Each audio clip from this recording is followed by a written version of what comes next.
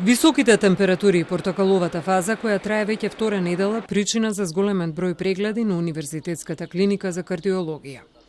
Лекарите со апел граѓаните најсериозно да ги сватат препораките во интерес на нивното здравје без оглед на возраста. Хронично болните да бидат дисциплинирани.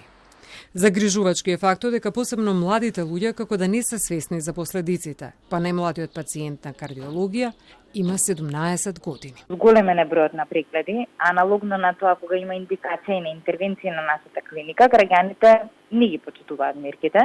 Кај младата популација се соочуваме најчесто со главоболки, колапс поради дехидратација, интензивна спортска активност или пролонгирана изложеност на сонце.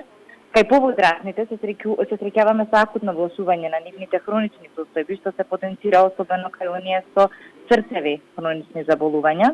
Зголемен е и бројот на сообраќајни несгоди, за што говорат и податоците на итната медицинска помош. Со почнување на топлиот бран очекувавме дека ќе имаме зголемени колапси, али податоците ни даваат спротивно нешто, дека имаме зголемување на сообраќајните несгоди, посебно со моторите и со тротинетите. Очигледно дека дали топлото време како што на сите нас влијае нервозно, значи малку сме повеќе напнати, кој има, кој нема клима во возилата, па мопеди, мислам, нели моторите и тротинетите се директно изложени на сонце во моментот, така да очигледно сето тоа прави една нервоза кај сите и можеби некој пат не внимаваме на сообраќајните правила и прописи. Граѓаните да внимаваат при употребата на климауредите, апелираат медицинските лица, кои во одредени ситуации негативно влијаат врз крвниот притисок поради брзите промени на температурите.